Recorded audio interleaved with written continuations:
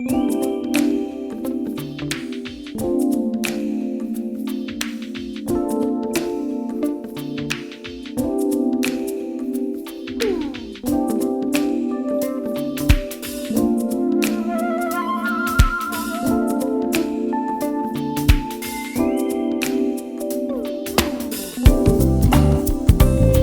afternoon to everybody out there. You're welcome to my channel. My name is Adetutu Osofowora, and I'm a relationship coach and marriage counselor. I want to appreciate all of you who have subscribed, who have liked, and have viewed. Thank you so very much for your feedback. Thank you for the encouragement.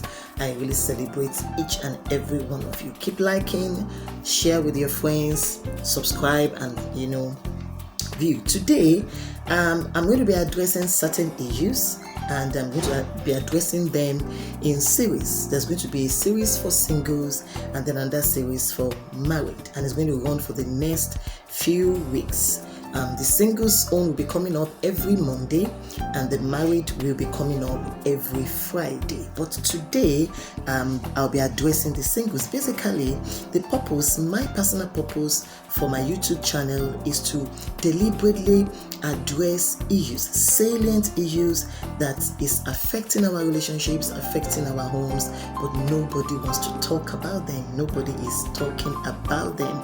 These are basically the issues that I would like to be addressing on my YouTube channel. And so for today, on the single series, I'm going to start with the theme that I call relationship stereotypes. And today I'm going to be starting with a particular stereotype.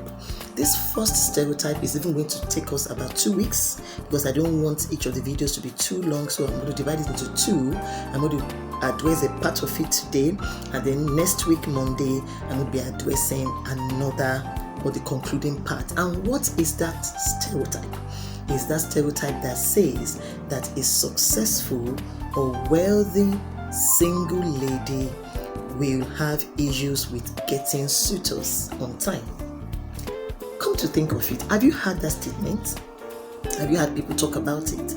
I have heard it, over and over again, whereby elderly people, parents, sometimes pastors, sometimes counselors, sometimes friends, we tell a young, upward mobile lady not to buy a car, not to build a house, or not to rent a personal house, or not to furnish her house to a high taste, because if she does this, she will not have suitors. Men will run away from her because they will feel threatened by a lady who is riding a jeep. And so they tell single ladies that even if you can afford a car, don't buy one. It's better to continue to take public transport. Or even if you get a car, maybe want something small car so that you not chase away men. And we go on and on and on and on, and we tell single ladies stuffs like this and teach these things. The question is this: is that particular doctrine right? Is it proper? And that's what I want to address at this first, topic. The truth of the matter is that it is very wrong to tell a single lady to stop or pause her life, her vision, her dream, her purpose, to make herself eligible to a man. It doesn't make any sense. Let's reason together. Now, if you have to stop your success, if you have to pause your progress, if you have to be ashamed of what God has, and who God has made out of you in order to attract a man, for a man to find you worthy of his interest, the question is this: what kind of a man have you attracted? What kind of a man is attracted to you because you are beneath him? What kind of a man is attracted to you because you are poor? What kind of a man is not, inspired by an upwardly mobile, progressive, and productive woman? So if you now marry a man like that, the question is this: what makes you think that if he is threatened by your success as a single lady, after marriage he will not allow you to be yourself? It's not reasonable. Because you see, marriage does not change anybody's mindset. A man who, as a single guy, is threatened by a successful lady who feels that a lady should not follow her purpose in life, should not be successful in life, will marry her and will make sure she does not follow that purpose. Because his issue is the fact that he feels threatened by a successful woman. He has psychological and emotional maladies. He's insecure. He has an inferiority complex. That is his issue. So every time you marry such a man, you have married a sick individual. So it doesn't make sense. You are not achieving anything. A lot of single ladies, they do these things thinking that, okay, it's a sign of humility and submission when I don't do all those things, and then a good man. It is not a good man that will be attracted to you if you refuse to follow your purpose. It is an equally purposeless man that will be attracted to you. Because if you do all those things and then you eventually marry him, thinking that after the marriage, now that you are married, he will allow you to spread your wings and fly and be the best that God has created you to be, the answer is no, he will not, because he is still the same person with the same mindset. So you see, it is important for us as elderly women, as mothers, as pastors, as oversight, as mentors, as counselors, to stop teaching things like this to single ladies, because it has a lot of ricochet effect. And for every single lady that is hearing me out there, you need to stop having such a mindset. It is a limiting mindset, and it is not going to pay you in any way. It will guarantee that you will fall into the wrong hands. I am yet to see a lady who paused her vision, paused her purpose to make herself eligible to a man, and the man she married is a useful man. It is a given. Any man who marries you because he's insecure and cannot handle your success is not a man, he's a boy. A true man will be inspired, will be encouraged by a productive and upwardly mobile woman.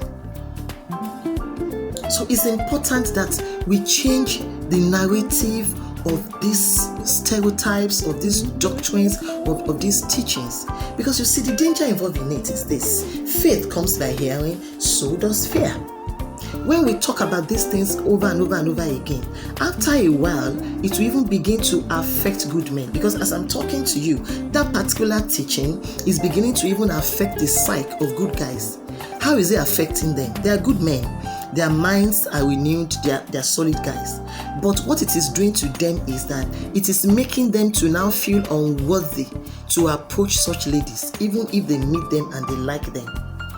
So he meets a lady who is earning 1.5 million naira per month or weekly, and he is just earning for that time a meager 200,000. He likes her. He likes everything about her. She trips him. It's not about her money, but she's just this total package woman, and he wants her. But he still finds it difficult to approach her because of the fear that, if I go to her, she will look down on me, and then she will believe that I'm not to her level, and she will count it an insult for a man like me who is riding one small car to come to her, a lady who is riding a brand new Jeep. And so even for the good guys out there, these teachings, these doctrines that we are emphasizing on is affecting their own psyche in such a way. The same thing is affecting good ladies, because now the average good lady is beginning to have that fear that because of all my achievements, no man is going to come. And even any man that comes, he is just interested in my money. And because of that, many times single ladies have not been able to recognize kings in rags, because there are times that kings come in rags. It's not every time a king comes in his royal robes. Many times, just like David, a king can come to you as a shepherd boy. It takes insight, foresight, and foresight to be able to recognize and see a king, even though he's wearing rags. But teachings like this is blinding women and single ladies from opening their eyes to see the potentials of the men who come to them. Fear has made them to send a lot of good men away, and it's because of doctrines like this. So we need to change the narrative. We need to make our singles to realize that success and wealth for a woman is not a deterrent for her in being a solid, good woman. I say it every time. A clean well will never bring out dirty water, no matter how much you stir it. Anything a circumstance is able to make you to do, it was not the circumstance that made you to do it. That circumstance and situation only brought out to the surface what has always been residual. A good lady with solid character is not going to become proud because she's successful because of money. No, she won't be. But all these are for the next series, for the next topic, the part 2 of this topic. But for now, I just need to make us to understand that we should stop teaching that doctrine. It is wrong. Purpose must always precede marriage. So the most important thing is for a single lady, is for a single guy to discover their purpose, to discover why they are here, to pursue it and to succeed. Success is not supposed to deter a good marriage and a good suitor. Because come to think of it, the Proverbs 31 woman that all of us wants to be like, have you noticed that we don't know much about her husband? And the Bible makes us to realize that in fact, the major reason why her husband was being respected was because of her. Meaning that woman was most likely more popular than the husband and wealthier than the husband. So how come their marriage didn't break? Because that man is a man of vision and purpose. He knows what a man is, and it has nothing to do by the volume of his, acquisition or properties. He understands what it means to be a man, and he did not, truncate that woman. Same thing with Deborah. What did we know about Deborah's husband beyond his name? The Bible just told us Deborah, wife of Lapidot. That's all. And she was a judge in Israel. And Lapidot did not stop her, even though he was not a judge. He was not a ruler. She was a warrior woman, a leader. She led and judged Israel for years. And her husband was not just a normal regular guy and didn't disturb her. So it is important that we know that our success as a woman, as a single lady, is not a deterrent in getting a good man. In fact, any man that is deterred by your success is not a man, is a boy. So it's important that we have this understanding. This is where I'm going to be stopping for this particular, part. Next week, we're now going to talk about the mindset of single guys about such ladies and the mindset of ladies about such guys. What are the parameters you're supposed to observe in knowing the right kind of a man to pick if you're a successful lady and a man who likes a lady who is more successful than him. We'll be addressing this next week, Monday. Once again, thank you for joining me. Thank you, for the encouragement, for listening. Please share this video among your friends and keep subscribing. God bless you.